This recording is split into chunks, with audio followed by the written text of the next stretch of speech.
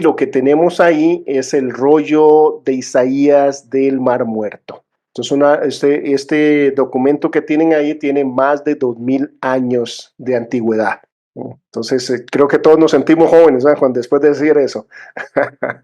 Tiene más de 2000 años de antigüedad este rollo. El valor que tiene esto es desde la perspectiva de lo que estamos hablando en bibliología. Estos documentos reafirman que nosotros tenemos la Biblia sin adulteración desde la perspectiva de que el mensaje en sí no ha cambiado. Cuando hay críticos y demás que hablan de variaciones y demás, son variaciones que son sin importancia. ¿Qué quiere decir sin importancia? Errores de deletreo, no errores de, ¿verdad? No hay un error que diga que, ¿verdad? Que hay un montón de documentos donde dice que Jesús nunca resucitó.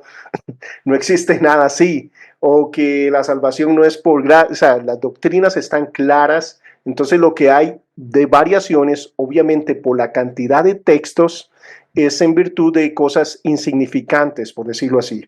Cuando veamos más a fondo estas variaciones, por ejemplo, en el Nuevo Testamento, vamos a mirar que son todas, ¿verdad? Esas 400,000 variaciones que hablan Bart Ehrman, que es un erudito agnóstico, es para vender libros, porque es igual como ya lo había dicho en otra clase, ¿ve? Vaca tuvo niño, yo compro el periódico, ¿verdad? Si dice vaca tuvo niño, claro, ¿verdad? Se oye colosal, se ve increíble, pero si yo abro el periódico y en medio dice vaca tuvo un niño, subido un árbol por 2 horas, y sí, me embarqué, ¿verdad? Para nada compré eso. Eh, Eso es lo que pasa con esas variaciones. 378,000 son variaciones de que Juan se puede escribir con una N, con 2 N, tal vez un plural aquí, una S, cosas que no cambian absolutamente nada el texto. De hecho, en entrevistas con él le dice, ¿cómo sería el cristianismo si todas esas variaciones, ¿verdad? ¿Cómo varía las creencias? ¿Cómo varía las doctrinas? Él dice, no variaría en nada. Sería el mismo cristianismo que tenemos hoy en día. Entonces, ¿por qué hacen tanto espaviento y demás? ¿Por qué lo venden como que no podemos confiar en el texto que tenemos?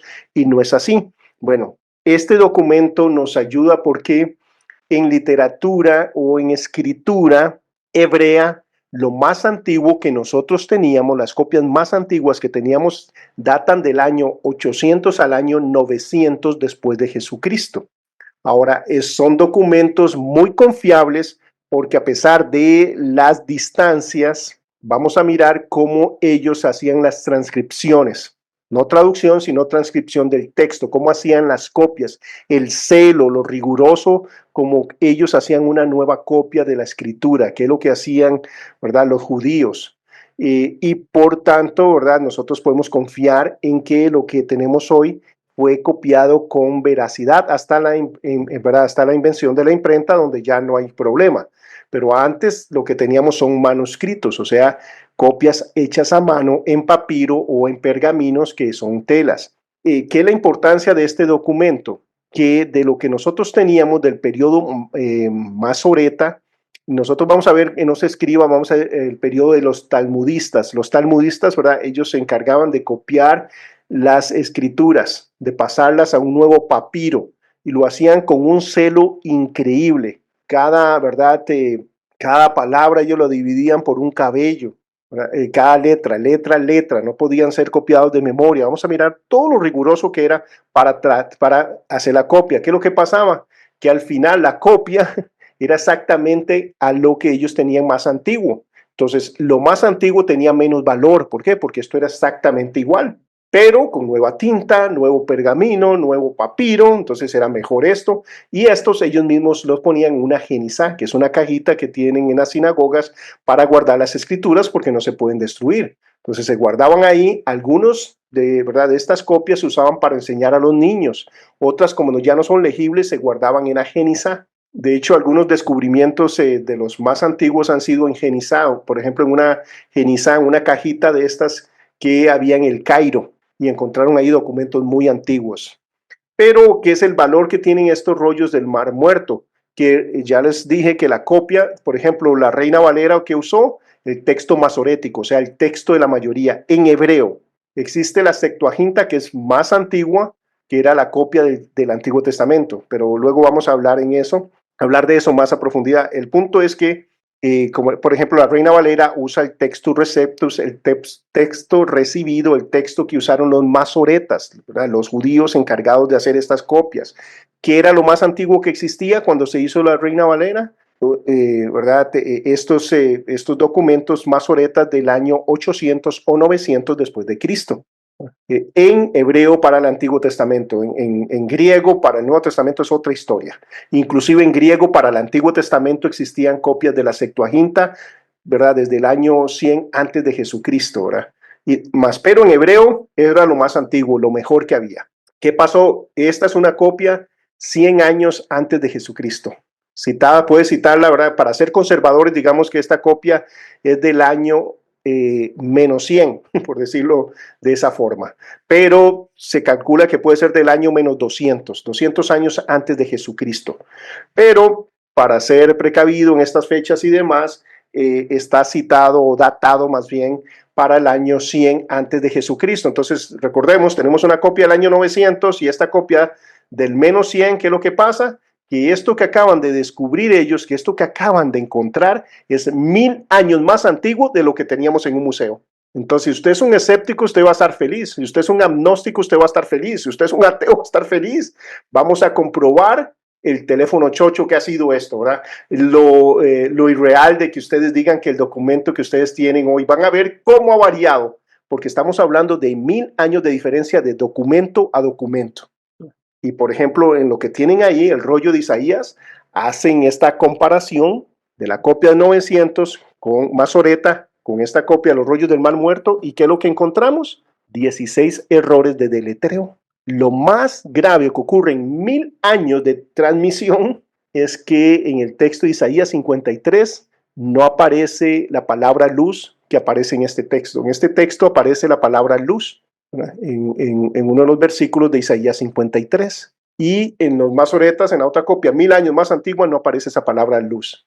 Esa palabra luz sí aparece en la copia del Antiguo Testamento de la Septuaginta, que es una traducción que ahorita vamos a mirar, 250 años antes de Jesucristo, y ahí se aparece en Isaías 53 la palabra luz. Entonces, ¿qué es lo que nosotros miramos? Por ejemplo, esa palabra luz hace alusión a que el siervo sufriente, que el Mesías sufriente, que Jesucristo iba a resucitar. Ahora, necesitamos esa palabra para creer en la doctrina de la resurrección, que esa palabra esté ahí en Isaías 53. No, la Biblia está llena de alusiones y demás de la resurrección. Tenemos todos los evangelios, tenemos un montón de otras escrituras que hablan acerca de eso. O sea, no cambian absolutamente nada, ¿verdad? Ese aspecto, pero eso es todo en 1000 años. Y esto es importantísimo, porque la Biblia es la norma de fe y de conducta. La Biblia es la palabra de Dios y Dios milagrosamente ha conservado eso. Entonces, eso lo que es para nosotros es garantía. Una garantía que obviamente nos exige, porque nosotros que conocemos y sabemos y tenemos la convicción del Espíritu Santo de que lo que tenemos en nuestras manos, la Biblia es la palabra de Dios, lo único que nos toca es obedecerla. ¿Por qué? Porque el mensaje se ha sido preservado y eso lo podemos mirar con cosas como esta, que están en un museo. Hoy en día nosotros tenemos la gran bendición de que podemos hacer Google y ir a este documento y no necesitamos ser expertos en el griego ni en el hebreo para poder transliterar. Lo único que tenemos que hacer es aprendernos el alfabeto, ¿verdad? El alfabeto, diríamos nosotros, griego o hebreo, para transliterar, para ver esta letra significa esto, esta letra significa lo otro, y nosotros poder mirar eso en el texto original, que antes solo ciertos eruditos de los, ¿verdad?, de los mejores y demás tenían acceso a cosas de ese tipo. Hoy nosotros tenemos acceso a todos esos papiros antiguos. Entonces, hay mucha evidencia que respalda esto. Entonces, es la forma en que nosotros podemos ver la importancia de los papiros, de los pergaminos, para mirar que el mensaje ha sido, ¿verdad?, transmitido. Ayer, en referencia a eso, dicen, bueno, ¿y por qué la Reina Valera no puso esa palabra? Porque la Reina Valera, ¿qué usó? El texto masorético. Cuando se hizo la Reina Valera en el año, ¿verdad?, hace 500 años, no habían descubierto los rollos del Mar Muerto. Se descubrieron hace 60 años. Los manuscritos más antiguos que nosotros tenemos se descubrieron en los últimos 200 años. Entonces, con el pasar del tiempo, ¿saben qué es lo que ha pasado? Que no nos alejamos del texto original, sino nos acercamos. Cuando la Reina Valera se hizo, por ejemplo, utilizó 31 manuscritos, documentos, ¿verdad?, antiguos y demás. Cogió esos 31 documentos que habían. De ahí es que hizo su versión. ¿Saben qué pasa ahora? ¿Cuántos documentos para hacer las nuevas versiones? Como la nueva, ¿verdad?, la NISB, o sea, la American Standard. A mí me gusta que hace un trabajo igual que la Reina Valera, pero como es más moderna, ¿saben cuántos documentos hoy en día tenemos? Ya no 31, ahora 5,000. Tenemos más evidencia, más testigos han salido que nos cuentan qué es eso. Entonces, hoy en día, para el Nuevo Testamento, no para el Antiguo tenemos muchos otros documentos como los rollos del Mar Muerto, etcétera, etcétera, que vamos a estar mirando, las copias masoréticas, pero para el Nuevo Testamento, ¿verdad?, por cada versículo tenemos 1800 copias a revisar. Entonces, como dicen los expertos, nos es imposible no encontrar cuando hay algún cambio. Nos es imposible no mirar cuál es el texto original. Tenemos más evidencia, porque ya no nos pasa como lo que les dije la semana pasada, que yo salgo y digo, mira, lo que pasó fue esto y esto y esto. Sale mi vecino y me contradice. Me creen a mí 50% de chance que sea cierto. Le creen a él 50% de chance, pero cuando son 2,000 personas y hay 1980 que dicen lo mismo, y perdón por esos 20, ¿verdad?, pero claramente tenemos qué fue lo que sucedió por la cantidad de texto. Eso es lo que nosotros tenemos con la escritura. Y cuando hablan de variaciones no tenemos que asustarnos, sino hay que preguntar, bueno, ¿qué variación es la que, en qué afecta la doctrina? ¿Qué es lo que me está hablando? ¿Que Juan se escribe con 2N o con una? Que a la palabra Jesús en algunos textos le agregaron Cristo, Jesús, Cristo, que en otros momentos dice Cristo y le agregaron Señor, cosas de ese tipo en algunos textos, ¿verdad?, no en la mayoría. Hoy hay muchos eruditos que nos están diciendo, por ejemplo, cada palabra en cuántos textos hay. El 80% de los textos aparece, digamos, esta palabra, el 20% no, ¿verdad? Entonces, eso es lo que nosotros tenemos, pero recordemos, a pesar de todo esto, más bien lo que tenemos es más evidencia para poder confiar en el texto, en lo que tenemos en nuestras manos. Si hay alguien confundo con lo que estoy diciendo, ¿verdad?, me dice y, ¿verdad?, para salir de cualquier duda. Entonces, hoy vamos a estar mirando la estructura de la Biblia. Entonces, vamos a mirar las divisiones que hay. Bueno, la primera, más obvia que conocemos todos, ¿verdad?, es que la Biblia se divide en 2 testamentos, el Antiguo y el Nuevo Testamento. Si hablamos desde una perspectiva judía, para ellos solo existe el Antiguo Testamento, el Tanakh, ¿verdad? Los 39 libros para nosotros, o 22 o 24 para ellos. Es simplemente un asunto de agrupación. Vamos a mirar eso. Pero son esos 39 libros que nosotros aceptamos. Después del 1500, la Iglesia Católica agregó otros libros que vamos a hablar acerca de ellos también. Hoy vamos a mencionarlos. Cuando hablemos del canon directamente, vamos a profundizar. Divisiones del Antiguo Testamento. Desde una perspectiva que nosotros miramos en la Escritura, se divide entre la ley y los profetas. Dentro de los profetas está lo que es la poesía. Dentro de los profetas está lo que son los libros de sabiduría. Eso se le llaman los agiógrafos o los escritos. Y eso está dentro de los profetas. Por eso, para el pueblo de Israel, cuando nosotros mencionamos a David, yo creo que la mayoría de nosotros no lo veríamos como un profeta, sino como un libro simplemente de sabiduría. Pero hay profecía dentro, ¿verdad?, de los salmos, y dentro de la agrupación judía para ellos, ¿verdad?, esos escritos y crónicas y Samuel y todo esto son profecía. Así es como ellos lo meten. Entonces lo meten en 2 divisiones, ley y los profetas. Y posteriormente nosotros vamos a mirar ley, profetas y salmos, pero esa es la división que ellos le dan.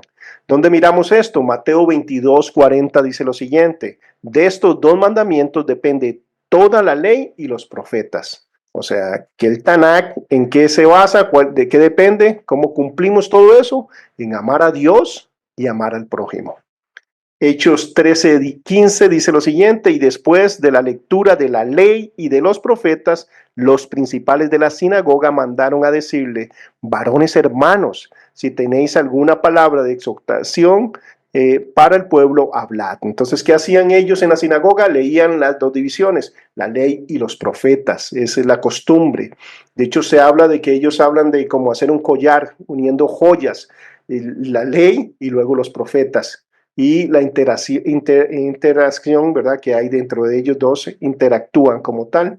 porque la Biblia es una unidad y es una de las partes increíbles, ¿verdad?, de este libro proveniente de Dios. Romanos 3:21 dice: pero ahora, aparte de la ley, se ha manifestado la justicia de Dios, testificada por la ley y los profetas. Entonces vemos la división, ley y profetas. La Biblia usada por Cristo y sus apóstoles contaba de 3 partes. Estos son, muchos de estos son en base a observaciones. Recordemos, estos son datos que si no es un versículo no podemos decir así es. Por eso miramos ahí los versículos, en eso sí podemos ver. Pero acá vamos a ver la mención de esto. Cuando Jesús, Pablo y sus discípulos, algunos de ellos hacen citas, la mayoría de eruditos van a concluir de que estaba usando la Septuaginta. La Septuaginta se le llama la Biblia de los 70, ahorita vamos a profundizar un poquito. Es una traducción que se hizo del hebreo al griego. ¿Por qué se hizo esa traducción? Bueno, Grecia, ¿verdad?, conquistó Alejandro Magno todo, ¿verdad?, el mundo. Entonces el imperio griego era muy vasto. Alejandro Magno muere y se divide en sus 4, ¿verdad?, príncipes o generales todo su imperio.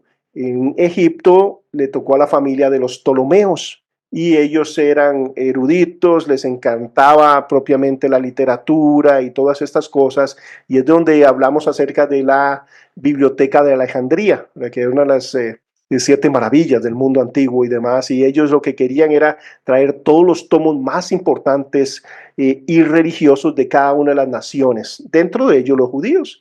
Entonces se ordenan, ¿verdad?, que vengan 72 sabios. Se habla de 70, Septuaginta significa 70, pero se habla que son 72 y coincide con el hecho de que serían 6 de cada una de las 12 tribus. 72 que llegaron ahí con el objetivo de traducir el Antiguo Testamento al griego, que era lo que se hablaba. ¿Qué hablaba todo el mundo? Hablaba griego. Por más de 400 años esa fue la lengua. Entonces en el tiempo de Jesús, miramos que por las citas que ellos dan, está haciendo mención de la Septuaginta. Ahora, la Septuaginta, al igual que nuestra Biblia, no fue que cayó del cielo todos los libros y demás, sino es que es una compilación de diferentes libros que se fueron uniendo y que el pueblo de Dios, que eran los encargados de conservar la escritura, como lo dice Pablo posteriormente, ellos agruparon estos libros y siempre fueron tomados como palabra de Dios, como escritura santa, y eso significa separada, diferente a cualquier otro libro histórico y demás. La Septuaginta fue un trabajo que empezó en el 250 antes de Jesucristo, ¿verdad?, en Alejandría, propiamente en Egipto, y de ahí hasta el año 100. Para el año 100 ya existía todo el Tanakh, todo el Antiguo Testamento en griego, que era lo que se hablaba. Tan es así que siglos después los talmudistas empezaron a transliterar la Biblia, ¿verdad?, en el hebreo, y luego lo que fueron propiamente los masoretas empezaron a ponerle vocales porque no se pronunciaba, ¿verdad?, no sabían cómo pronunciar el hebreo, solo los eruditos. Entonces, ¿qué empezaron a hacer? Puntos vocálicos y demás, pero fue siglos después, pero con el fin de eso. Entonces, en el tiempo de Jesús, lo que se usaba, que lo podemos mirar por las citas y demás, era la Septuaginta. Entonces se habla que Jesús hacía menciones de la Septuaginta, que Pablo también y demás, como si hoy yo leo un versículo para ustedes y me dice, está citando la Reina Valera, o si, ¿verdad?, leo el versículo y dice, eso suena más como a la nueva versión internacional, o, ¿verdad?, nos daríamos cuenta por el vocabulario. Y yo empiezo ¿verdad?, si yo cito la Reina Valera en 909, de fijo van a saber y nadie va a entender, ¿verdad?, pero van a saber que estoy citando qué libros, eso es lo que pasa. Entonces, cuando miramos eso, ellos tenían estas 3 divisiones. ¿Cuáles son las 3 divisiones? La ley, los profetas y los salmos o los agiógrafos. ¿Dónde miramos eso? En Lucas 24, 44. Y les dijo, estas son las palabras que os hablé estando aún con vosotros, que era necesario que se cumpliese todo lo que está escrito de mí, y esto habla del Tanakh, de todo el Antiguo Testamento, en la ley de Moisés, en los profetas y en los salmos. Hoy en día hay escépticos, hay un montón de gente que dice que Moisés no escribió la ley, que no escribió el Pentateuco. Bueno, Jesús dice que sí, ¿verdad? Para un total, ¿verdad?, del Antiguo Testamento de 22 o 24 libros, por la agrupación que ellos les dan. Por ejemplo, todo lo que nosotros llamamos los 12 profetas menores, para un judío es un libro. Entonces, por eso es que pueden llegar. ¿Cuál es el objetivo de ellos de llegar a 22 libros? O 24 según, ¿verdad? Si estás mirando la versión griega o la versión judía. El objetivo de llegar a 22 caracteres o libros es porque ellos memorizan las escrituras. En el Bar Miná, cuando un niño, un judío se hace hombre, ellos tienen que recitar todo el Pentateuco, los 5 primeros libros de la Biblia, ellos los recitan, los dan de memoria. Otros hablan de que ellos tenían su propia copia hecha a mano, ¿verdad?, del Pentateuco, porque para ellos, para la importancia que le dan a las escrituras. Y el objetivo de ellos era memorizar, conocer las escrituras, porque también es difícil, ¿verdad? Son rollos de rollos, es un material muy costoso. Entonces, cuando ellos tenían acceso a eso, querían asimilarlo a lo máximo. David quería guardarlo en su corazón para no pecar contra el Señor, para conocer qué es lo que Dios quería. Entonces, ¿por qué 22? Porque ¿cuántas letras tiene la Aleph Bet? O el alfabeto hebreo, diríamos nosotros, tiene 22 letras. Entonces, lo que buscan es dividirlo de esa forma para, ¿verdad?, jugar en la memorización de cada uno de los libros. Eso lo vemos también en el Salmo 119, que es un acróstico. ¿Qué es lo que significa? Está dividido en 22 estrofas de 8 versículos cada una, y cada uno empieza con una de las letras del alfabeto hebreo. Como es un salmo que habla de la escritura, también nos habla de que la Biblia es completa, que la escritura, ¿verdad?, está, ¿verdad?, hoy diríamos nosotros de la A a la Z. Eso, ¿verdad?, es lo que apunta. Entonces, por eso llegan a 22 libros o 24, equivalentes a nuestros 39 libros del Antiguo Testamento. Las divisiones del Antiguo Testamento, cuando decimos el Tanakh, que es la Biblia judía, ¿verdad?, porque ellos no reconocen el Nuevo Testamento, porque para ellos no ha llegado el Mesías. Entonces, por eso ellos terminan con Malaquías, porque el Señor dijo en Malaquías que Él no iba a volver a hablar por profeta hasta que viniera el profeta. Y ese profeta que están esperando, ¿quién es? Era ¿verdad?, el Señor, y Juan el Bautista, que es el precursor, el Elías que iba a venir. Ellos están esperando eso. ¿Para qué? Para que el rey se siente en el trono para siempre, el descendiente de David. Por eso para nosotros terminan Malaquías con esa reafirmación y vuelve a abrirse ¿cuándo? Con Juan el Bautista, cuando, ¿verdad?, el padre Juan el Bautista recibe esta visión y por fin vuelve a hablar Dios con una visión y se da, ¿verdad?, el Señor hablando a ellos y que anuncia el Elías que iba a venir, que era Juan el Bautista, abriendo el camino ¿quién? Al Mesías. Por eso se abre el canon para nosotros ahí de nuevo. Por 400 años estuvo cerrado. Para los judíos sigue cerrado. Ahora, dentro de la división de ellos no terminan en Malaquías por el orden que tiene, sino que terminan ¿en quién? En Crónicas. ¿Por qué en Crónicas? Porque están esperando el rey para seguir la crónica, ¿verdad?, de los reyes, para seguir la crónica del rey que ellos están esperando, ese Mesías que se va a sentar en el trono, lo que propiamente ellos querían, que Jesús llegara, ¿verdad?, bueno, el Mesías llegara y restableciera la paz, que los liberara de Roma. Para ellos salvación es literal. Entonces, cuando ellos hablan de salvación, de Dios como Yahweh Shua, ¿verdad?, de salvación, ellos hablan salvarnos como nos salvó de Egipto, como nos liberó de Egipto, salvarnos, ¿verdad?, como nos dio, ¿verdad?, esta nación, como nos pasó por el mar, todas esas cosas. Ellos hablan de salvación desde esa perspectiva, como en el libro de Esther, como, ¿verdad?, nos iban a aniquilar y el Señor nos salvó. Entonces, ¿qué estaban esperando? Que viniera este Mesías a salvarlos del imperio romano. Y eso, por eso termina en Crónicas esperando ¿quién? El descendiente de David, el rey de reyes, el señor de señores, el que se va a sentar por siempre en el trono de David. Eso es lo que estaban esperando. Por eso ahí termina.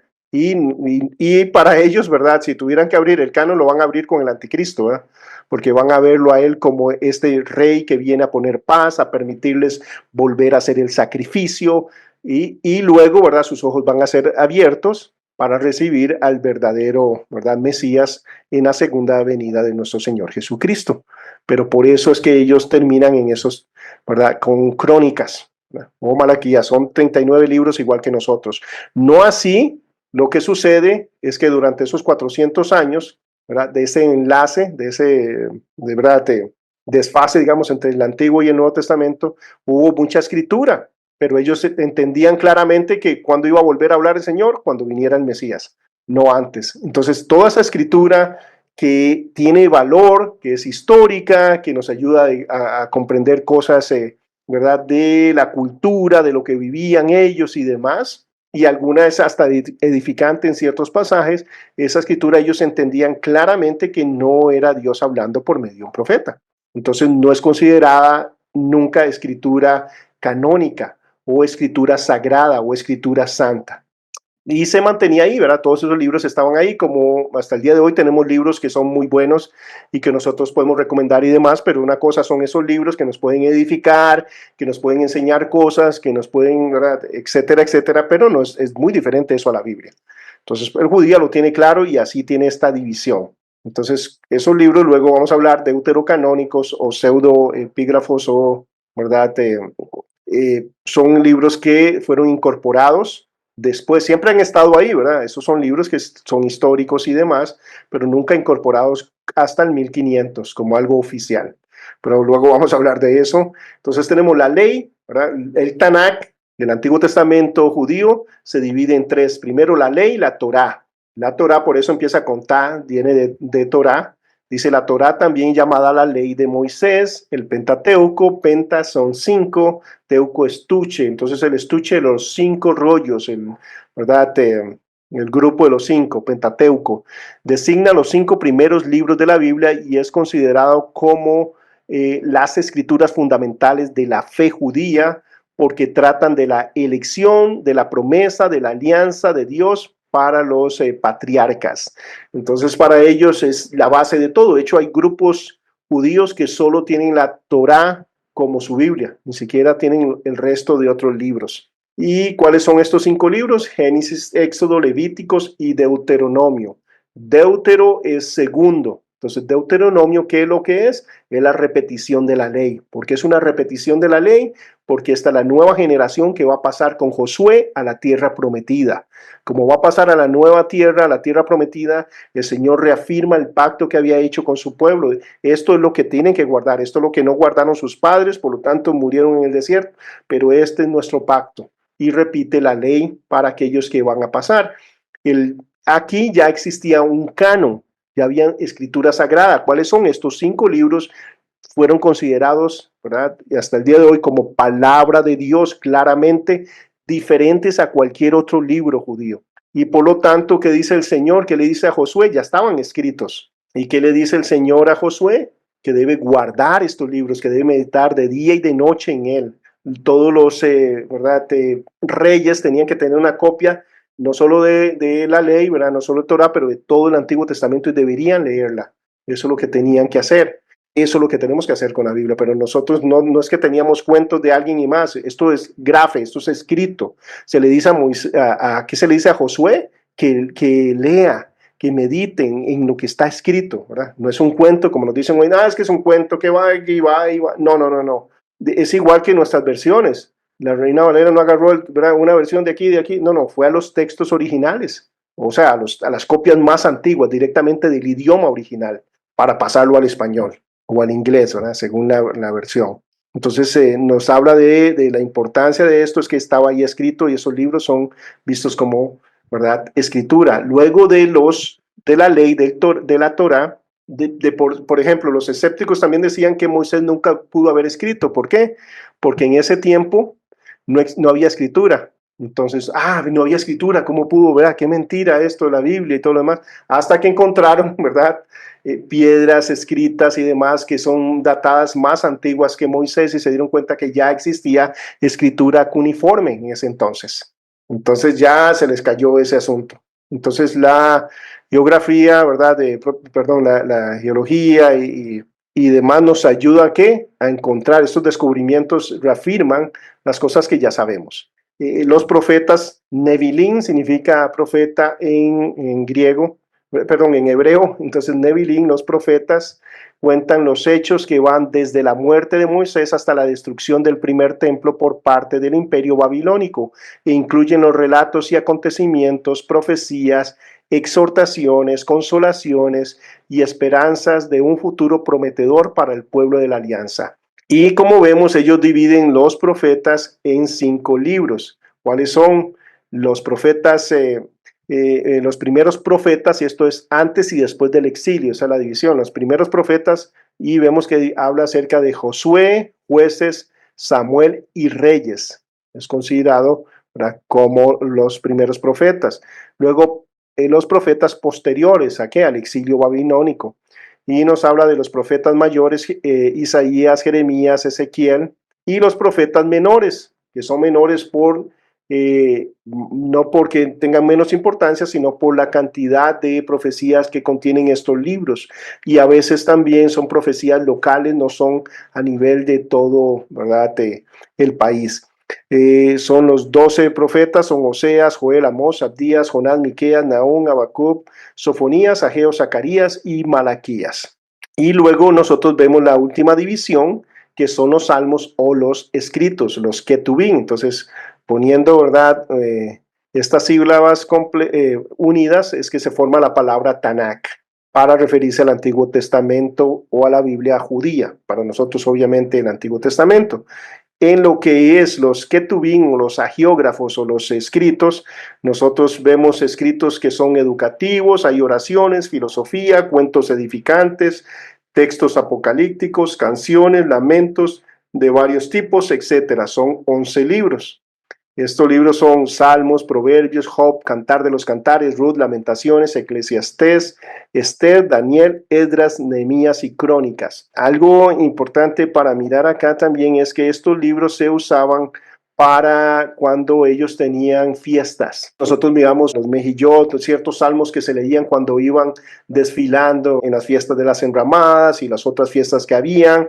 Por ejemplo, el libro de Esther. ¿Alguien recuerda cuándo se lee el libro de Esther? ¿En cuál fiesta? Hay una fiesta que es una fiesta judía que no es ordenada por Dios, pero ellos siempre la celebran.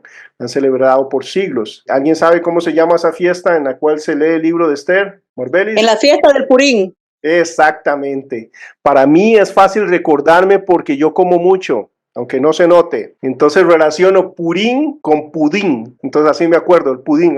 Pur es suertes. Entonces recordamos que se echó suerte para saber cuándo iban a aniquilar a los judíos. Pero ¿qué pasó en ese día? Liberaron a todos los judíos de sus enemigos. El Señor revirtió todo el asunto y ellos fueron libres de todos sus enemigos. En la fiesta Purín, empieza esta fiesta con ayuno, se lee todo el libro de Esther y también se termina con un banquete. Pero estos libros se usan ahí. Entonces tenemos la ley, los profetas y los salmos, la Torá, los Nevilín y los Ketubín. Eso se forma la palabra Tanakh, que es la Biblia judía. Divisiones del Nuevo Testamento, esto obviamente para la cristiandad.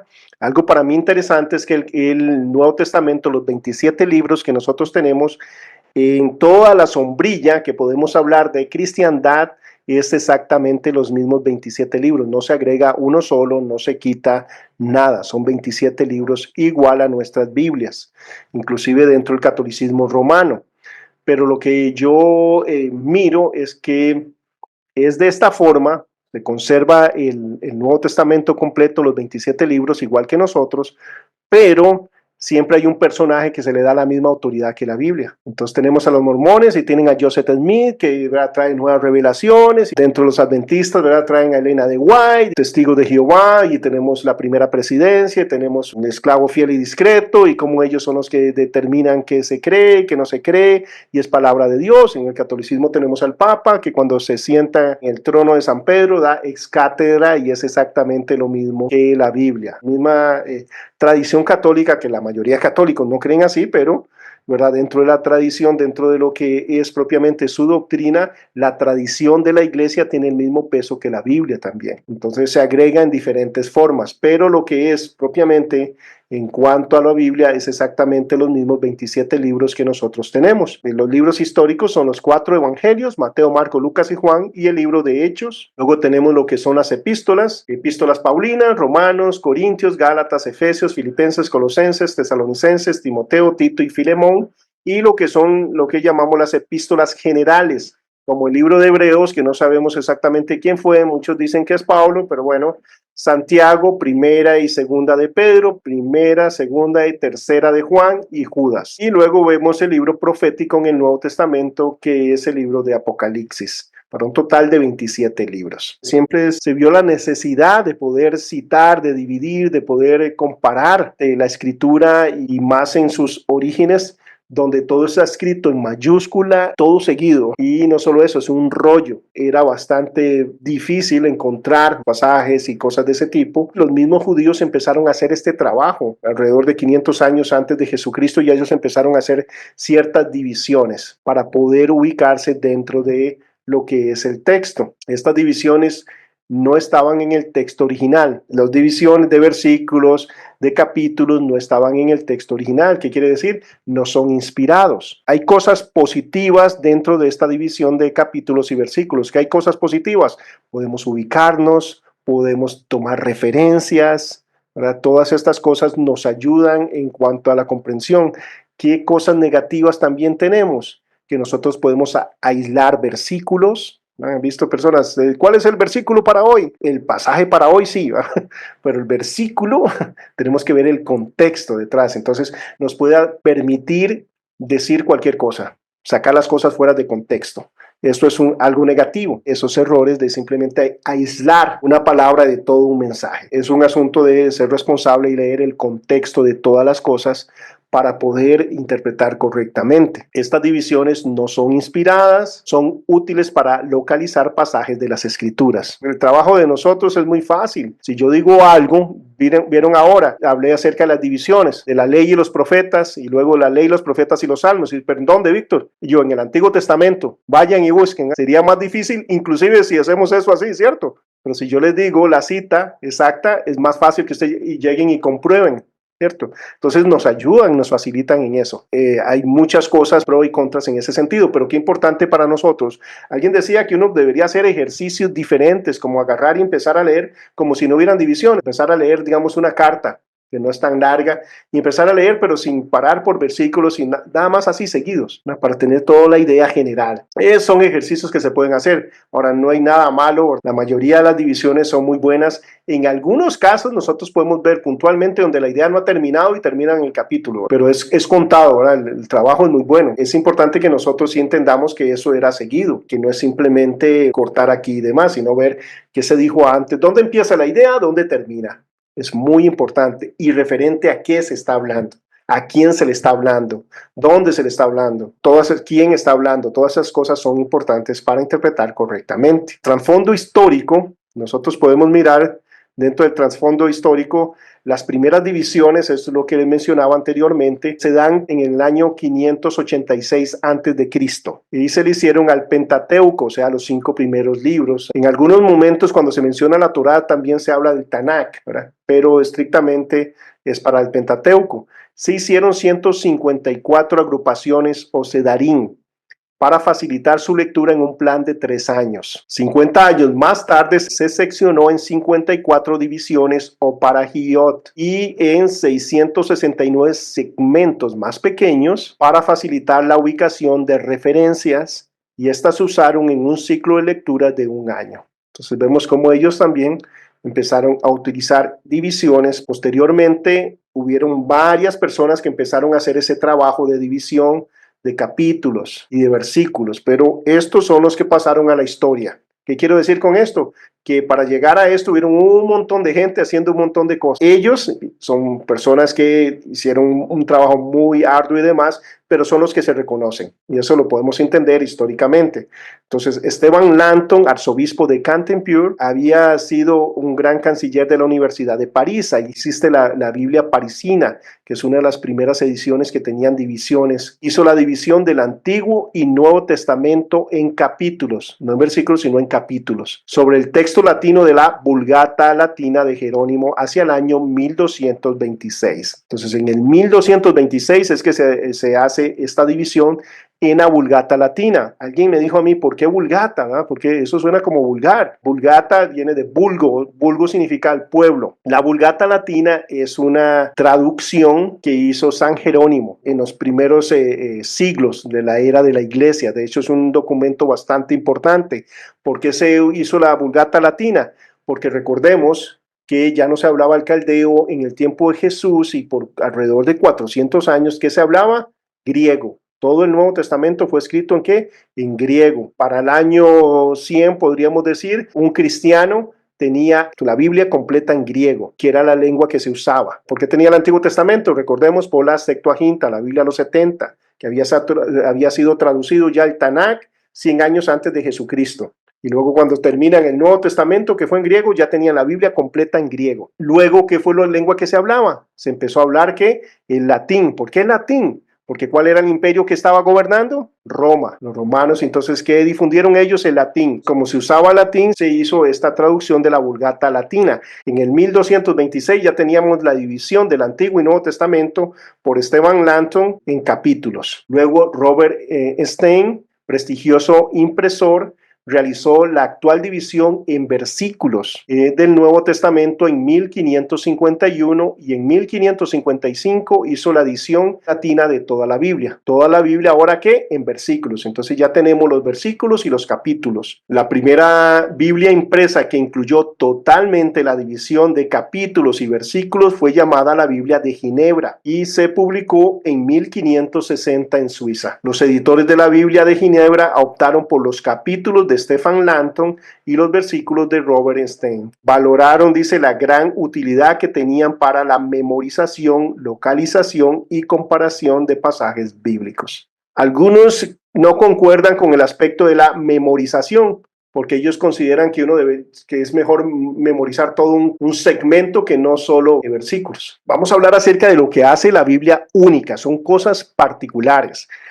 Como acá no tenemos tanto tiempo, sí los voy a enviar a la página web nuestra, edmenlinea.org, y ahí ustedes busquen en recursos. Cuando van a recursos, van a materiales y en materiales va a haber bibliología y ahí está un libro que se llama Evidencias que existen un veredicto de George McDowell. Ese libro es un estudio profundo de un agnóstico como George McDowell que se dedicó a comprobar que la Biblia era mentira y que el cristianismo era falso y terminó siendo uno de los mejores apologistas que tenemos. Porque por eso el libro se llama Evidencias que exigen un veredicto. Dice, la evidencia apunta que sí, que es verdadero. Lo primero que es increíble en la Biblia es su continuidad. Es una compilación de 66 libros. La Biblia no es un libro. De hecho, la palabra Biblia viene de biblios, que significa los libros, en plural. Pero es una compilación de 66 libros, pero hay una unidad increíble que solo el Espíritu Santo puede hacerlo. Cuando nosotros hablamos de estos 66 libros, nosotros vemos que siempre hay una unión de principio a fin, y es el plan de redentor de Dios por la humanidad. Pero se da en las condiciones y en los tiempos increíbles por 1500 años, 1600 de hecho. ¿Cuántas variaciones hay? ¿Ustedes creen que hemos cambiado de pensar si usted busca a una persona de hace 50 años, pensaría diferente a una persona hoy en día? Por supuesto, nos daría un mensaje, por ejemplo, que era, si usted le preguntaban a mi abuelo qué era ser hombre, teníamos que usar pantalón, ¿verdad? Y con faja, ¿verdad? ¿Verdad? Si no teníamos un cinto, no era hombre.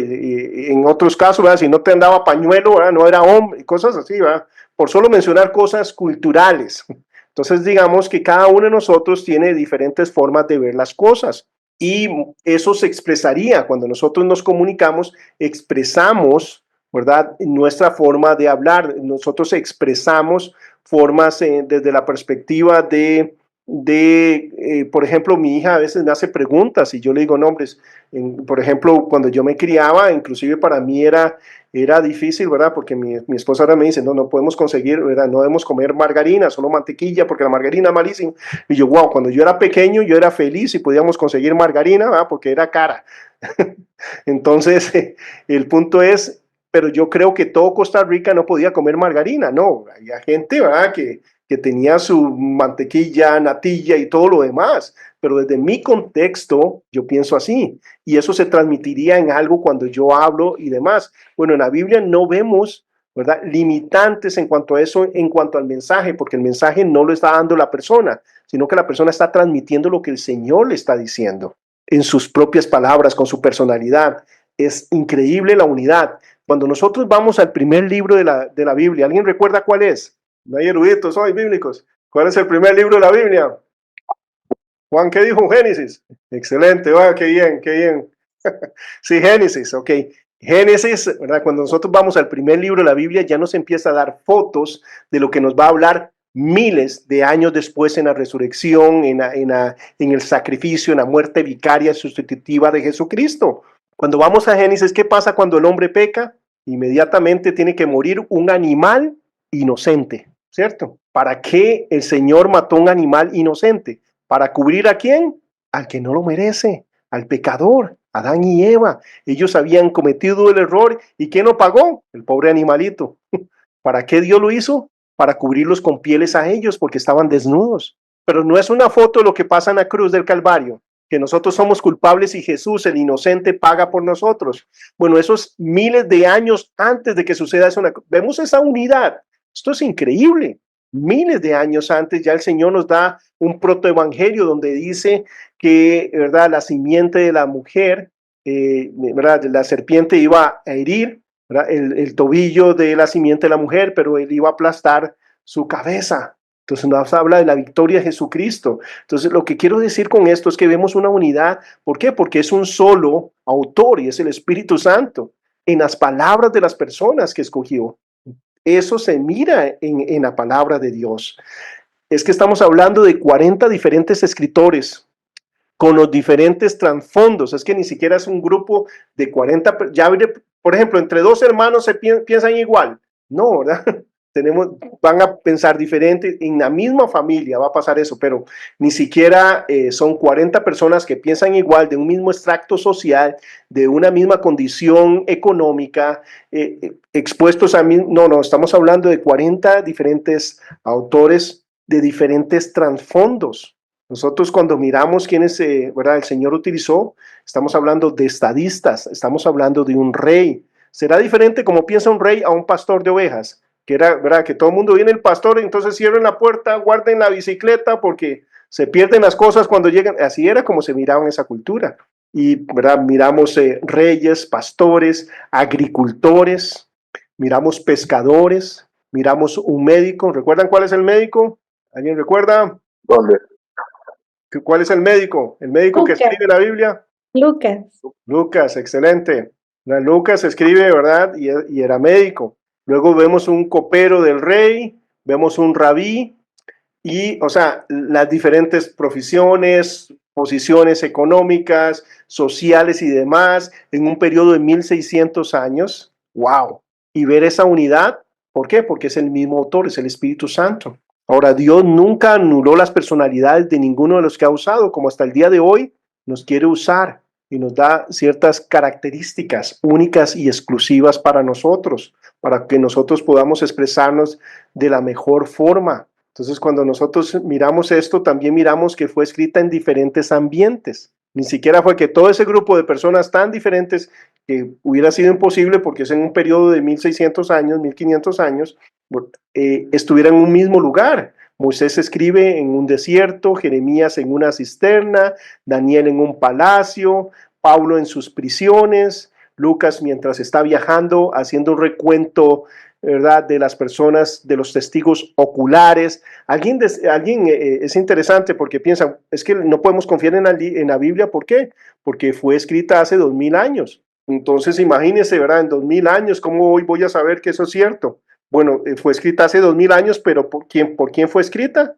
No por gente que vive hoy. Entonces, indiferentemente que hayan pasado 2000 años, fue gente que fue, ¿verdad?, testigos oculares de las cosas, personas que vivieron las cosas. Entonces, los que están describiendo los hechos estuvieron ahí vivos. Y eso es lo importante, ¿verdad? Que la persona estuvo ahí presente, entonces nos está diciendo lo que aconteció. No es un relato de un discípulo que, ¿verdad?, del año 400, como querían decir de ciertos evangelios, y vamos a hablar acerca de eso, ¿verdad? No es hoy yo describiendo lo que pudo haber pasado o no, sino que estamos hablando que tenemos el recuento histórico de la persona que vivió los hechos. Entonces, ese es el valor que tiene, y Lucas hizo ese trabajo con las personas, ¿verdad?, de los testigos oculares. Por lo tanto, nosotros vemos un Lucas que nos habla acerca del nacimiento de Jesús y nos da datos que solo María le pudo haber dado, ¿verdad?, hablándonos acerca de cómo fue a visitar a Elizabeth, ¿verdad?, de todo lo que aconteció ahí, directamente de primera mano. Luego vemos a David, ¿verdad?, en ciertos momentos, mientras estuvo metido en unas cuevas, corriendo y demás. Juan, ¿verdad?, aislado en la isla de Patmos, recluido ahí. Entonces miramos diferentes ambientes, diferentes estratos sociales, diferentes épocas, ¿verdad? Las cosas cambian. y se mantiene la misma unidad, escrito en 3 diferentes idiomas. El Antiguo Testamento fue escrito originalmente ¿en qué? En hebreo. Por eso la Reina Valera le da prioridad al texto masorético antes que a la Septuaginta, que es la traducción hebrea, ¿verdad?, del texto 100 años antes de Jesucristo completo, el Tanakh. Pero ellos dicen, la autoridad para el Antiguo Testamento es el hebreo, no el griego. Entonces, por lo tanto, vamos a seguir con el texto masorético y usaron lo mejor que había, ¿verdad?, de ese texto en ese momento en hebreo. Por ejemplo, hoy en día ellos pueden usar el texto masorético y ¿qué pueden usar también? Los rollos del Mar Muerto, porque es hebreo. Entonces, es en virtud de eso, cuando se hace una traducción, tú tienes que ver de dónde están tomando. Si el texto masorético, hoy en día hay muy buenas versiones, ahorita hay un trabajo que se quiere hacer unificando, ¿verdad?, el rollo del Mar Muerto, la Septuaginta y el texto masorético. Y es decir, donde esté más clarito, deberíamos tomarlo de ahí. Hay muchas partes donde el texto masorético es el que aclara. De hecho, o sea, entre ellos no se contradicen, simplemente dan más luz en ciertas cosas. Entonces, si hay un lugar donde haya más luz, utilizar ese pasaje, ¿verdad?, aunque sea el de la Septuaginta y usted lo está haciendo sobre el texto masorético. Pero nosotros tenemos el Antiguo Testamento escrito originalmente en hebreo y el Nuevo Testamento en griego. Por aquí y por allá vemos pequeñas porciones en arameo, que es el idioma de Siria. Por ejemplo, cuando Daniel está hablando con el rey sirio, ¿qué es lo que va a hablar? ¿Verdad? El caldeo, va a usar arameo. Nosotros se mira eso, ¿verdad?, en el texto. Y acá, por ejemplo, es un ejemplo de cómo se mira la escritura en el hebreo. El hebreo se lee, ¿verdad?, al contrario de nosotros empezaríamos, ¿verdad?, de lo que es izquierda a derecha, ellos empiezan de derecha a izquierda. Acá dice Ishma, Deuteronomio 6, Ishma, Yisrael, Israel, Adonai, recordemos que esto es el tetragramatrón. Entonces, estos puntitos son las vocales, ¿verdad? Estas vocales son las vocales de Adonai. No, entonces, ¿cuál es el objetivo? Que no que yo diga Yahweh o que yo diga Jehová, sino que diga que Adonai, que significa Señor, por el respeto, ¿verdad?, que ellos hacen. Entonces acá entonces dice Ishma, Shema, Israel, Adonai, Elugenum es el plural para Dios, él es el singular de Dios, Elugenum es plural. Entonces, si estoy traduciendo literalmente esto, yo diría escucha Israel, Jehová, ¿verdad?, o el Señor, nuestros dioses, el Señor, nuestros dioses, el Señor, uno compuesto es, Ehat. Y esto dice Ishma o Shema Israel, Adonai, Elugenum, Adonai, Ehat. Entonces, de una vez nos da que es una unidad compuesta, es un solo Dios, un único Dios, pero es compuesto del Padre, el Hijo y el Espíritu Santo. Por el resto de la escritura deducimos eso. Pero aquí en el mismo Ishma o Shema podemos mirar en esta oración que hacen los judíos, podemos mirar eso, es algo muy, ¿verdad?, profundo que el Señor nos da. Luego habla acerca del caldeo o el arameo, y esta es la frase de Jesús, recordamos Talita Cumin, no es que la niña se llamaba Talita, sino que es Talita Cumin. Talé, sí, Talí cum, estos son los de donde viene directamente, como decir la raíz de la palabra. Talé es la palabra también para cordero o corderito, ¿verdad? Y cum es levantarse y demás.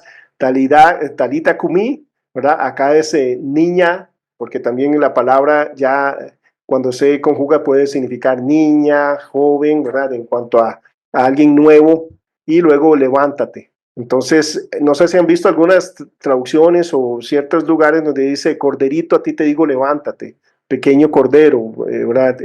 Eso, ¿verdad?, también es una traducción correcta, porque viene la palabra talé, pero talita cumen, ¿verdad?, como lo vemos en nuestras Biblias, es niña, a ti te digo levántate. Esto es en arameo, y otro ejemplo es el griego. El griego koiné era el griego que se usaba, el griego popular. Entonces, de nuevo, ¿verdad? No es que yo sea experto en esto en lo más mínimo, pero que es el ejercicio, cuando uno lleva estas clases y demás, también el hecho de poder transliterar. Entonces, transliterando yo puedo leerlo, y eso es lo que hago, es el ejercicio. Entonces, por ejemplo, esto es primera de Pedro 1:1. Esto es en el griego, así se miraría, diríamos nosotros, en el original, en los papiros, así se miraría. Y acá yo sé, ¿verdad? Que esta, como una N, lo vemos aquí, esto es una P. Y, ¿verdad? Acá dice P, esta P, ¿verdad? La P es una R. Yo ya sé que cuando viene esta P es una R y esto es una P. Aquí dice Petros. En griego aquí dice Petros. Luego dice, recordemos que es esta, la primera, una P. Entonces aquí dice após, esto es una S, ¿verdad? Esta bolita así con esto es apóstolos. Entonces aquí dice Petros apóstolos. Y acá dice Isus, Jesús, ¿verdad? Isus Cristo. Entonces aquí dice Petros apóstolos Isus Cristo. Y esto significa Pedro apóstol de Jesucristo. Ese, digamos que es el trabajo de lo que se hace. Esto es un ejemplo del griego. Petros, apóstolos de Jesucristo. Jesús Cristo. Entonces, esto, digamos, que es lo importante hoy en día, que nosotros podemos buscar cuál fue la palabra que se usó y todo lo demás y transliterarla y mirar, oh, wow. Entonces, ¿qué es lo que uno se sorprende? Nuestras Biblias están buenísimas, tenemos una buena traducción, pero hay algunos casos donde es más específico el ir al original. Por ejemplo, si yo leyera aquí, cuando Jesús le dice a Pedro que si lo ama, yo leería, ¿verdad? Jesús diciéndole, Pedro, tú me agapas, porque es de ágape, ¿verdad? Entonces, ¿verdad? Le diría, Petros, tú me agapas, y Pedro le contesta, Señor, Adonai, o Curios en ese caso, sabes que te filio. Entonces vemos la diferencia, ¿verdad? Aquí solo diría amor y amor. Tú me amas, sabes que te amo, pero en el original dice, sabes, en español puedo hacerlo. Dirías, Pedro, tú me amas, y Pedro le contesta, Señor, sabes que te quiero. Entonces, en español, en inglés no podemos hacerlo, porque solo existe la palabra amor. Entonces, pero son joyitas que, ¿verdad? Que uno puede profundizar ahí y que nos dan luz en eso. Dice, escrita en un periodo de 1500 años, alrededor de 1600, en 3 diferentes continentes. Habrá diferencia entre África, Asia y Europa, por supuesto, culturalmente y demás. Entonces, por eso en la Biblia de África es diferente a la de Europa. Aquí hay pecados que aquí dicen, no, eso está bien. No, porque es el mensaje de Dios, indiferentemente de tu cultura, de donde Dios le habla a la humanidad, al ser humano que creó, que lo conoce. Entonces, eso lo miramos en la escritura. Los autores tocan cientos de diversos tópicos controversiales, difíciles, en los que no se pueden poner de acuerdo. Sin embargo, hay total concordancia entre ellos. No se contradice uno al otro. Si yo leo un libro de medicina de hace 50 años, ¿creen que sería diferente al día de hoy? Sí, ¿verdad? Todo lo que era malo era bueno. Es más, hoy mismo voy a un médico y cuando me dan un dictamen que no es muy bueno, ¿qué es lo que tiene que hacer uno? ¿Cuál es la recomendación? Vaya a 3 médicos diferentes. ¿Por qué? Porque entre ellos, estudiando en la misma universidad, los mismos libros, todo esto en un tiempo moderno y todo lo demás, aún así se contradicen entre ellos. Mi hermano hace poco, ¿verdad? Tuvo un periodo, casi un año, ¿verdad? Con una gripe, pero horrible. Bueno, más bien tenía problemas para respirar y esa tos que no lo dejaba, no lo dejaba. Vino el primer médico, le dio unos, ¿verdad? Antibióticos fuertísimos y le ayudó por un tiempo y le volvió y ya otro no sabía qué hacer. El tercer le dijo, ¿saben cuál es su problema? Su problema es un asunto de un parásito en el estómago. ¿Qué? Se trató el parásito y listo. Pero fue el tercer médico que llegó a esa conclusión. Y los 3 estudiando en una misma universidad. Bueno, eso no pasa con la Biblia. Aquí a la Biblia le va a decir, el problema, ¿sabe qué es, Víctor? Es usted. No es que lo hacen enojar, es su corazón. La Biblia es clara. Yo diría, siempre digo, si la Biblia fuera una persona, seguro no le hablo. Porque me hace una radiografía y me dice, pero también me motiva, no me deja ahí, me dice cómo caminar, cómo acercarme más a Dios. Por ejemplo, la Biblia me dice que yo soy un esclavo del Señor, pero me explica quién es mi amo. Me explica que ese amo me sienta en un regazo y yo le digo, no, tengo que hacer, y él me dice, hey, Martita, tranquilo. Y me dice, te amo. Me dice, moría mi hijo en una cruz por ti. Yo no quiero que hagas cosas para mí, Víctor. Yo quiero hacer cosas a través tuyo. Tú sabes que yo tengo un plan para ti desde antes de la fundación del universo, para cada uno de los que estamos acá. Desde antes de la fundación del mundo, del universo, yo tengo un plan exclusivo para ti, para cada uno de nosotros. ¿Quieres descubrir ese plan? Depende de mí, obedéceme en lo que tienes claro por hacer. ¿Qué tienes claro por hacer? Tienes que mejorar como esposo. Tienes que mejorar como esposa, tienes que mejorar como padre, como madre, como hijo, como hija. Haz lo que tienes claro por hacer. Como hermano, como hermana, haz claro lo que tienes. Da ese primer paso. Haz como David, ir a dejar almuerzo, no ir a matar gigantes, ir a dejar almuerzo. Te va a poner en el lugar correcto. Pero eso es lo que hace la Biblia. Indiferentemente de cuál sea mi cultura, tiempo y demás, llega al corazón y profundiza. Tocan los temas más controversiales y demás, y hay una unidad increíble. Describen, dice, todo sobre el mismo tema, la obra redentora de Dios a través de Jesucristo. Luego, otras cosas increíbles es la circulación de la Biblia. El primer libro que fue impreso, valga la redundancia, en una imprenta, fue la Biblia. Se cree que Gutenberg terminó, ¿verdad?, la Biblia en 1451, que fue completo en ese año, y se convirtió en el primer gran libro impreso en Europa, ¿verdad?, con la invención de la imprenta móvil de Gutenberg, con tipos metálicos móviles, y esos son como moldes, eran más como sellos. Entonces, esto es como, ¿no han visto el asunto de los estadios o de las películas que antes tenían que meter cada letra, ¿verdad?, para formar el título de la película, ¿verdad? Entonces tenía que decir, digamos, Jesús viene hoy, entonces en una reglita así metían la J y ahí iban poniendo cada letra para formar el título. Bueno, aquí era así, metiendo cada molde para formar, por ejemplo, una página. Una vez que ponían todos los caracteres de la página, ¿verdad?, eso lo agarraban y empezaban a imprimir, pero podían hacer 1000 copias, ¿verdad? Esa es la primera imprenta móvil, metiendo cada uno de esos moldes. Esto es una copia verdadera de esta Biblia, ¿verdad?, de Johann Gutenberg, que fue impresa. Entonces miramos, wow, no sé si alguien puede leer, pero bueno, esta es la impresión. Esto fue algo increíble porque a partir de este momento, ¿qué es lo que pasa? Ya no hay variaciones. Ya aquí ahora tenemos un texto conciso, digamos. Ya no hay manuscrito donde pasaban ciertas cositas ¿verdad?, de uno u otro, ¿verdad?, de error de nuevo, que con las copias nos damos cuenta que no hemos perdido absolutamente nada, sino que cada vez, ¿verdad?, tenemos más y más evidencias que lo que tenemos es realmente lo que ellos dijeron. Una de las cosas de la difusión de la Biblia es su traducción. Ha sido leído por más personas y publicado en más idiomas que ningún otro libro. Estos son datos de septiembre del 2024. Hablando acerca de idiomas, hay 756 idiomas que tienen la Biblia completa, de Génesis a Apocalipsis. 756 idiomas. Eso equivale a 6.000 millones, o sea, 6 billones de personas tienen, ¿verdad?, acceso en su propia lengua a la Biblia.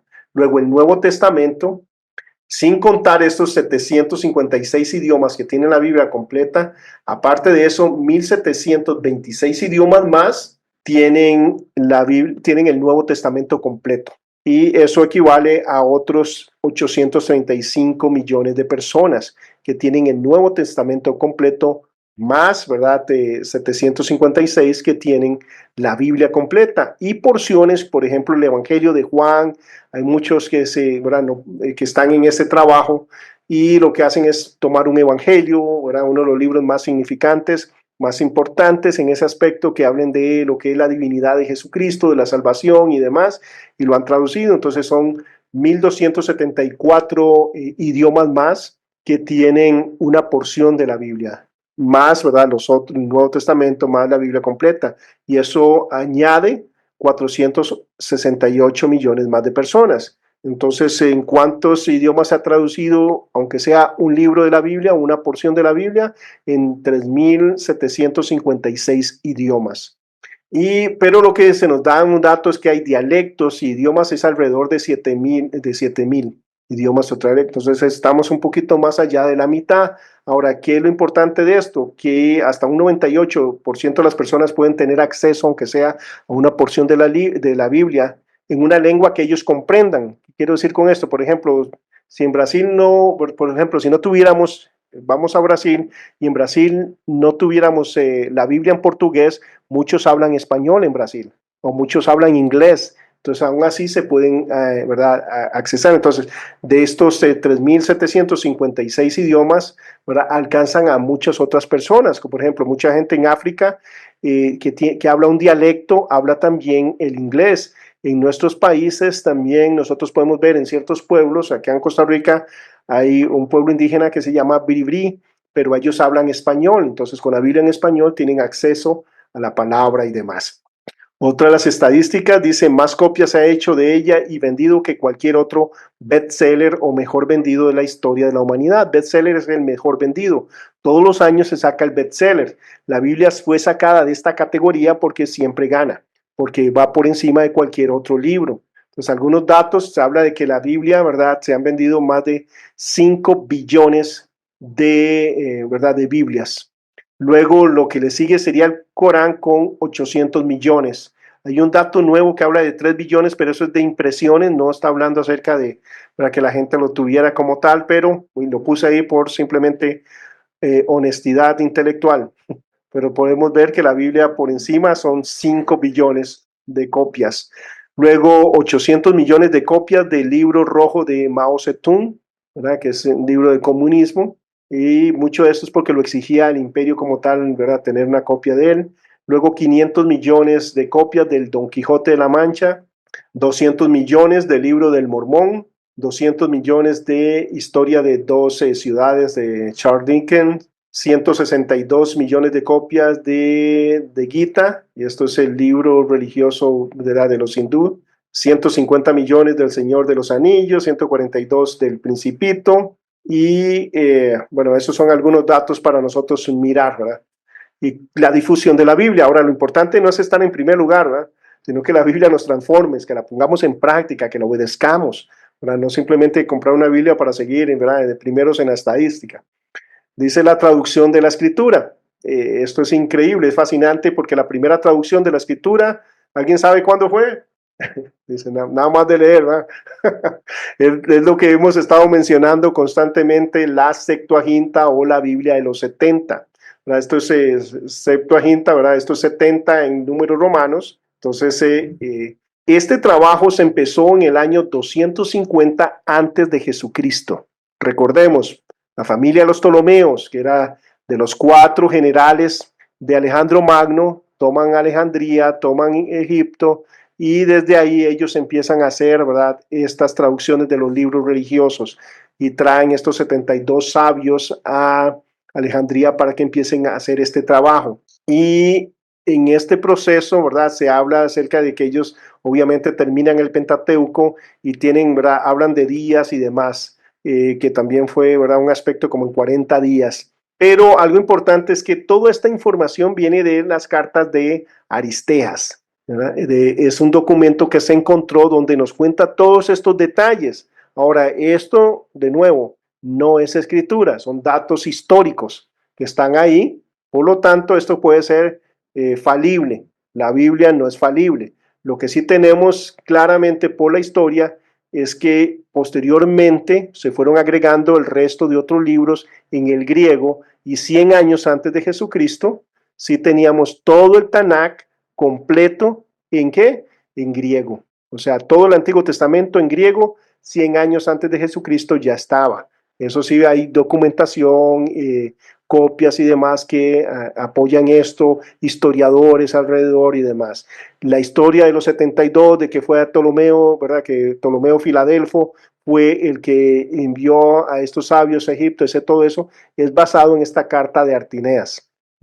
Entonces, simplemente para que lo tengamos claro. Entonces, la evidencia no se basa en que si la carta de Tineas al final, ¿verdad?, no fuera algo fiable, no, 100 años antes de Jesucristo ya estaba la Septuaginta, porque era una compilación de libros. Algunos eruditos judíos consideran que la Septuaginta solo es el Pentateuco, que ¿verdad?, el agregar los otros libros, ya eso ya no cuenta como, ¿verdad?, parte de la Septuaginta, porque no es un solo libro que estaba ahí, sino que fue la compilación se fueron traduciendo los otros libros hasta tener todo el Tanakh. Y si es un documento que se empezó a utilizar en el tiempo de Jesús y demás. Ok, y esto es, ¿verdad?, un ejemplo de cómo se miraría ¿verdad?, en el hebreo. Hoy en día uno puede tener acceso a la Septuaginta, uno puede leer directamente de ella, ¿verdad?, si haces transliteración como hicimos anteriormente. y también hay muchos materiales que están directamente en el griego y en el español, o en el griego y en el inglés, que es ¿verdad? Más, hay más datos así. Luego de su sobrevivencia, ¿verdad? Son todos los aspectos increíbles de la palabra de Dios. Dice la gran cantidad de copias que han sobrevivido desde los primeros siglos y el segundo siglo de nuestra era. Esto también es increíble. ¿Por qué? Porque está escrita en materiales perecederos, está escrito sobre papiros. Luego vamos a mirar un videito cómo se hace el papiro y demás, pero aún así, una de las formas por las cuales se conservó es por las condiciones.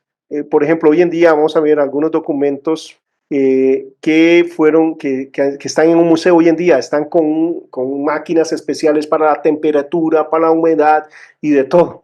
Pero, por ejemplo, los rollos del Mar Muerto son documentos de 2000 años de antigüedad y se preservaron porque estaban en Qumran, en estas cuevas, cerca del Mar Muerto, bajo el nivel del mar. Entonces la salinidad, la temperatura, las condiciones desérticas en las cuales se encontraban estos documentos fueron los que las preservaron durante todos estos siglos. Pero es una vez más, ¿verdad?, en la mano de Dios, dándonos más y más evidencias acerca de la veracidad en la transmisión del mensaje de las Escrituras.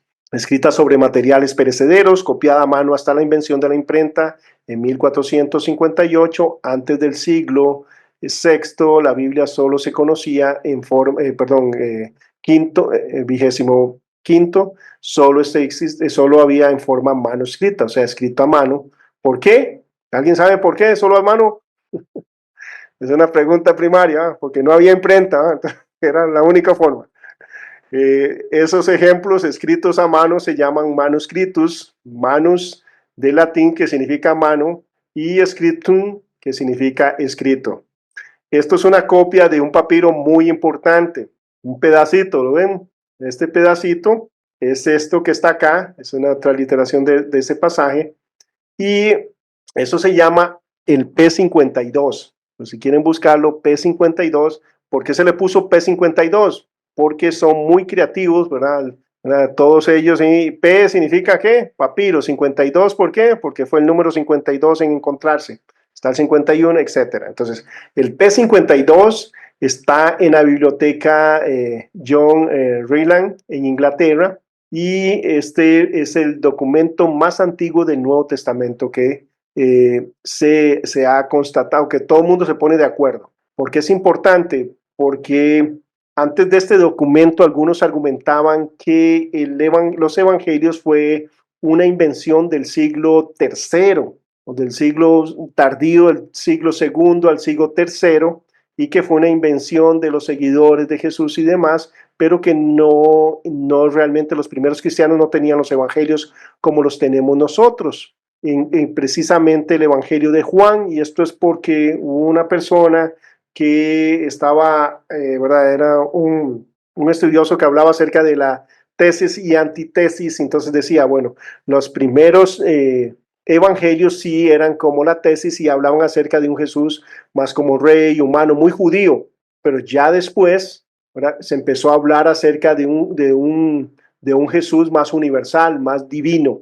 Entonces, del judío al divino, ahí pasaron décadas. O sea, como decir que se autorizó el cuento de Jesús, decía esta persona, y por lo tanto que esto más correspondía al segundo o tercer siglo, ¿verdad? Este evangelio de Juan específicamente.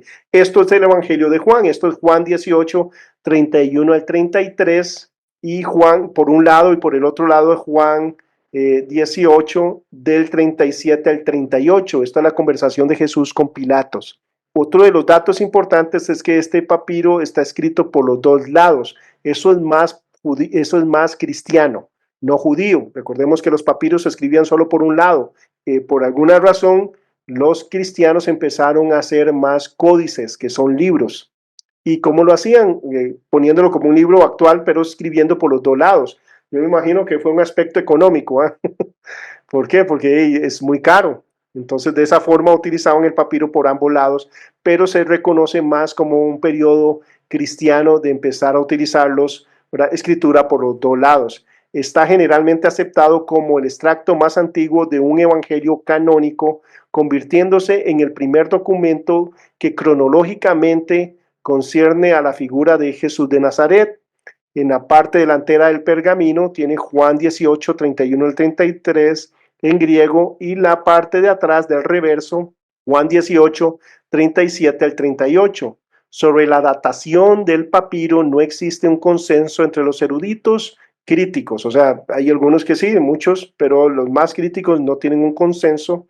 El estilo de la escritura es fuertemente adriático, lo que sugiere que es una fecha entre el año 100 y 150, no más allá de eso. O sea que lo más factible es que este documento sea, ¿verdad?, de alrededor del año 100, ¿verdad? Del 100, de hecho muchos lo ponen en 125, o sea, en la primera parte del segundo siglo. Recordemos que el primer siglo es del 0 al 100, ¿verdad? Entonces aquí sería en el segundo siglo, pero en los inicios, no tardío.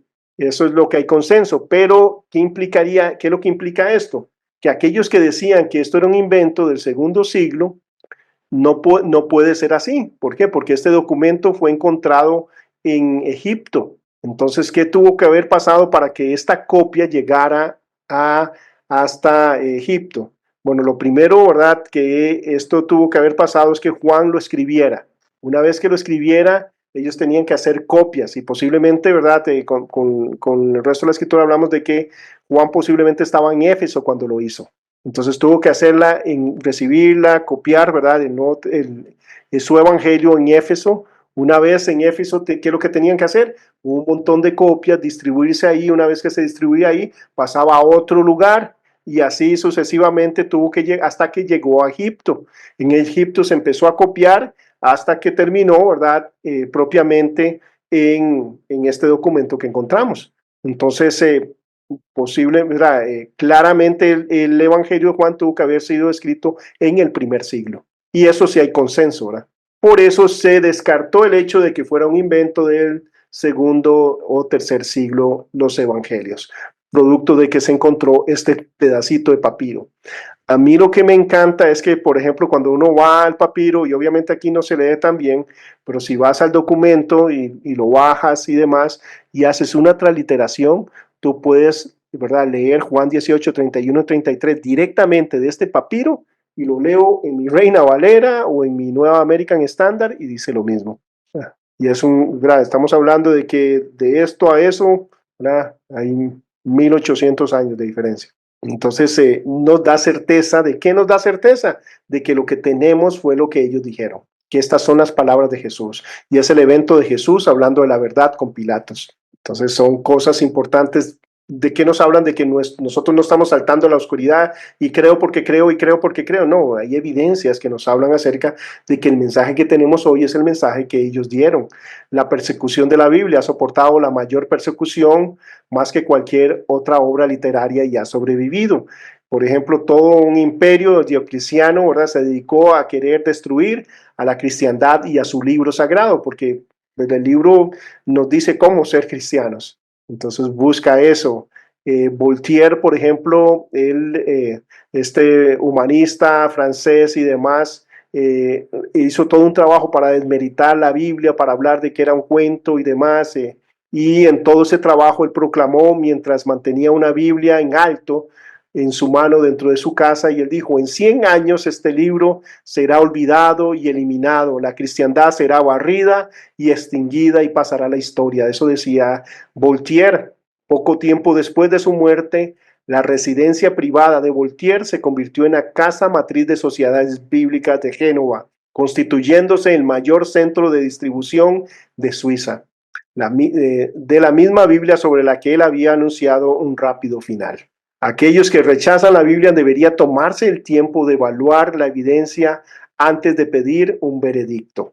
Y algo importante con esto es que cuando se hace ese trabajo, la mayoría de estas personas vienen a la fe. Y es el caso, por ejemplo, de John McDowell, ¿verdad? Hay muchas personas, el mismo C.S. Lewis y demás agnósticos que se dedicaron seriamente a estudiar y miraron eso. crítica de sus contradictores. La confiabilidad de la Biblia ha sido constantemente atacada por sus opositores, posiblemente más que cualquier otro libro en la historia. Como resultado de esas críticas, de esos estudios y profundidad de estos debates, más personas leen y confían en las escrituras hoy más que en ninguna otra época. Y otro de los puntos increíbles es dentro de su enseñanza es la profecía. El 25% de la Biblia es profecía. Eso no pasa en ningún otro libro. Dios nos cuenta la historia antes de que suceda para nosotros, ya para Él pasó. No está haciendo nada asombroso, ya para Él ya pasó, entonces simplemente nos dice lo que va a pasar. Ya vio el partido y nos dice cuál es el resultado. Qué asombroso, no hay nada de asombroso en eso. Lo que nos toca es aceptar, ¿verdad?, ese testimonio de Él, saber que como las profecías se han cumplido al pie de la letra, las que hemos visto cumplidas, así el resto que faltan se van a cumplir al pie de la letra. Él mismo pone que esto es una prueba, que la profecía es una prueba para nosotros mirar que este libro es de la Biblia, que este libro es de Él, porque Él dice, si hay una profecía aquí escrita que no se cumpla, esto es no es Dios hablando. Este libro no sería el libro de Dios. En Deuteronomio habla acerca de eso. La reseña histórica más precisa que cualquier otro pueblo, solo el libro de Hechos registra en forma precisa los viajes hacia Menor más que cualquier otro libro. ¿Por qué lo hace? Porque está hablando la verdad, no hay ninguna persona, ¿verdad? No hay ningún engaño detrás de eso, entonces menciona quién era ¿verdad? Algo increíble también que cuando ya uno profundiza un poco, puede mirar que inclusive los nombres corresponden. Cuando vemos la lista de los apóstoles, nosotros podemos ver que a algunos se les pone seudónimo o algo, ¿verdad?, un apodo, diríamos nosotros, para diferenciarlo. Cuando se hace un estudio de nombres, se puede ver que esos nombres eran específicamente los nombres más populares en ese momento, en esas regiones, que eran, por ejemplo, el libro en Esther. Esther era un nombre, ¿verdad?, no judío, de esa parte, etcétera, etcétera. Entonces hay un montón de cosas que coinciden históricamente estudiando. No es como que decía, ¿verdad?, que salga un nombre ahí, Michael Jackson, ¿verdad? Esas cosas así. No hay eso, sino todo lo contrario. Sino que inclusive en eso, cuando se hace un estudio desde esa perspectiva, hay gente que quiere hacerlo para negar la Biblia, hace un estudio solo de nombres y de la región y de los nombres que habían ahí con los datos históricos y los historiadores, y se dan cuenta, wow, corresponden a los nombres de esa época. Entonces, eso habla de más acerca de esas referencias. Inclusive hay referencias de Herodes, ¿verdad?, como el encargado, ¿verdad? Hay referencias bíblicas que hablan de Herodes, que era el gobernador. Hay otras personas que hablan de que era, digamos, un procónsul. No tengo el dato exacto, pero esa es la idea. Entonces hay un historiador que dice que es procónsul y la Biblia dice que era gobernador. Luego se escribe, ¿verdad? Se descubren, ¿verdad?, arqueológicamente descubren un monumento donde dice que Herodes que era gobernador. Entonces inclusive corrige a historiadores de la época. Entonces eso ocurre en la palabra de Dios. Las personalidades se tratan de forma franca, honesta, y, ¿verdad?, con sus pecados y caracteres. No es escrita, ¿verdad?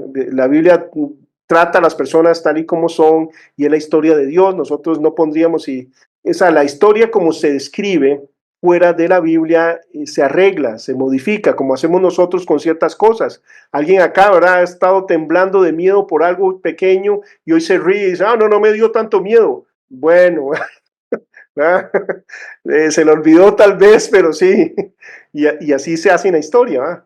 No, no fue tan mala la pérdida, o no fueron, ¿verdad? ¿Verdad? Hay personas que molestaban con el asunto, ¿verdad?, de la guerra civil en Estados Unidos, y siempre ganaba el equipo, ¿verdad?, los que perdieron, ¿verdad? Entonces llegaba y ¿verdad?, el chofer, ¿verdad?, llegaba y los llevaba a cierto lugar histórico. Aquí fue donde, ¿verdad?, los que perdieron ganaron grandes batallas. Y llegan a otro lugar. Aquí fue donde ellos hicieron esto. Un solo muchacho mató a 20. A un final llegaron ya al lugar, al destino, ¿verdad? Y nada más se bajó alguien del bus y, wow, ahora es más asombroso saber que ganó el otro equipo, ¿verdad?, que ganaron los otros. Porque en todo lugar donde ustedes fueron, perdieron, ¿verdad? Entonces, a veces la historia se cuenta así. Esa es la forma de contarlo. La Biblia no hace eso. Yo no hablaría de David y sus pecados. Ahora, ¿cuáles pecados se mencionan de David? Los que él guardó, los que no se arrepintió, los que no confesó. y nos enseña a nosotros así confesarlos y arrepentirnos. Su influencia en la literatura y en la cultura, más libros y artes se han derivado de la Biblia que de ningún otro libro antes escrito. Y nada más, aquí está la página web para que vayan y ustedes pueden profundizar si quieren más y más datos acerca de todo lo que, de lo que hemos hablado, porque fue un pequeño recorrido, ¿verdad? Por todo lo maravilloso de lo que es la escritura como tal. Entonces, ahorita les mando, ¿verdad? Propiamente este material para que ustedes ahí puedan accesar a la página y si quieren profundizar, ahí pueden leer de la página 17 a la 27, es específicamente esto que hemos estado hablando, pero con más ejemplos, con datos y demás, si quieren enriquecerse un poco más o si lo ocupan, ¿verdad? Para cualquier otra cosa.